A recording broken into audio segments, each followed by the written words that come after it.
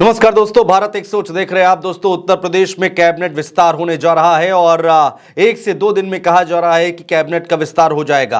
अब सवाल यहां पर यह उठता है कि योगी मंत्रिमंडल में किसको जगह मिलने जा रही है, कौन से वो नए चेहरे होंगे जो कि मंत्री पद की शपथ लेते हुए दिखाई देंगे।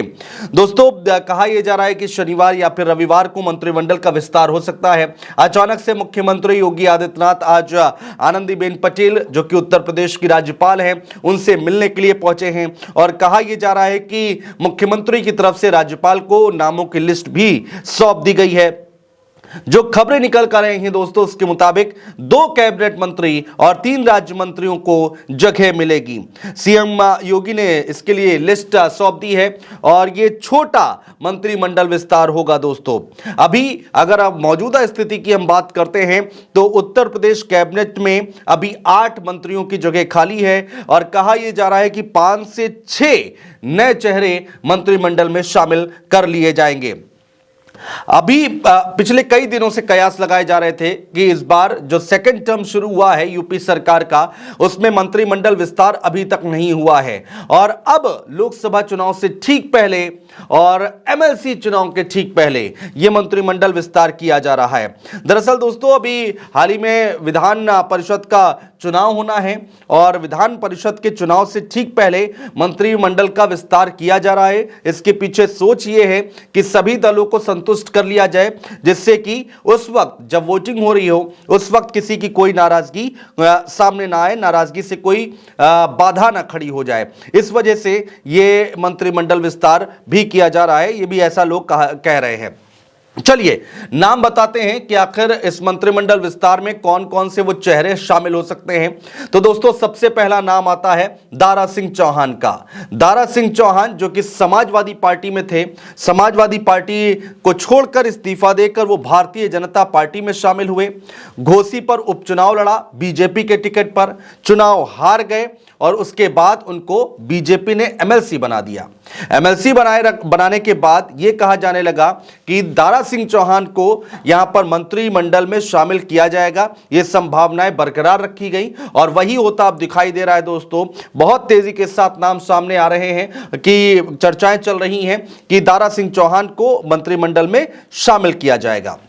इसके बाद दोस्तों नाम आता है ओम प्रकाश राजभर का। सुभाषपा अध्यक्ष है ओम प्रकाश राजभर, जिनका नाम बहुत तेजी के साथ चल रहा है कि ओम प्रकाश राजभर को यहां पर मंत्री बनाया जाएगा। बहुत नाराजगी थी ओम प्रकाश राजभर में, बहुत नाराजगी थी। वक्त वक्त पर बयान दे रहे थे, मंत्रिमंडल में शामिल होने का दावा ठोक रहे थे और उसके बाद नाराजगी भी जाहिर की। लखनऊ के जो उनके लखनऊ के बाहर के कार्यक्रम थे, यह भी बताया जा रहा है कि उन्होंने सारे कार्यक्रम रद्द कर दिए हैं। एक बड़ा बयान उन्होंने एक दिन पहले जारी किया दोस्तों, और वो बयान ये था कि राजपाट नहीं मिला तो होली नहीं मनाऊंगा, ये बात उनकी तरफ से कही गई। और काफ़ी समय पहले से वो एनडीए में शामिल हो गए, लेकिन उनको मंत्री नहीं बनाया गया और उसके बाद उनकी नाराज़गी खुलकर सामने आने लगी। उसके बाद उन्होंने यहाँ तक कह दिया कि जब तक मैं राजपाट नहीं ले लेता तब तक मैं होली नहीं मनाऊंगा। इसी महीने होली है दोस्तों और होली ना बनाने की बात उन्होंने कह दी। हालांकि इसके बाद उनकी तरफ से सफाई ज़रूर आई, रवानगी में ये बात कह ज़रूर गए थे नाराज़गी में, लेकिन अब शायद लग ये रहा है कि ओपी राजभर की होली मन जाएगी। ऐसा कहा जा रहा है कि ओपी राजभर जो है अब मंत्रिमंडल में शामिल होने जा रहे हैं। दोस्तों, आगे चलते हैं।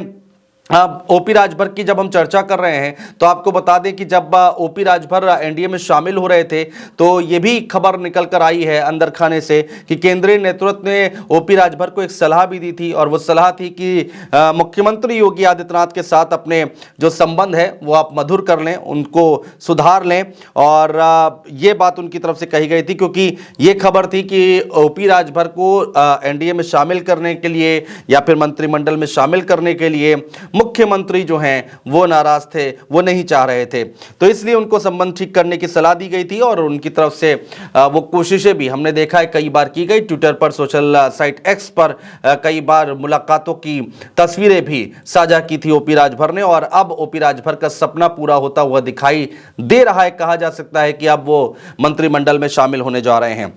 अब सवाल आता है दोस्तों कि अब और कौन लोग हैं जिनको शामिल किया जाएगा। नाम आता है आरएलडी का। आरएलडी से दो यहां पर लोगों को मंत्रिमंडल में शामिल किया जा सकता है। नाम कौन कौन से हैं दोस्तों, वो हम आपको बता रहे हैं। पहला नाम आता है राजपाल बालियान का, जिनको कैबिनेट में शामिल किया जा सकता है, कैबिनेट मंत्री बनाया जा सकता है। दूसरा नाम कौन सा है दोस्तों, आरएलडी का दूसरा नाम है प्रदीप चौधरी। प्रदीप चौधरी को राज्य मंत्री बनाया जा सकता है दोस्तों। देखिए, जब भारत रत्न दिया गया था उसके बाद जयंत चौधरी ने यह ऐलान कर दिया कि अब वो एनडीए के साथ शामिल होने जा रहे हैं। ये बात उन्होंने कह दी थी, इशारों में बहुत कयास लगाए जा रहे थे।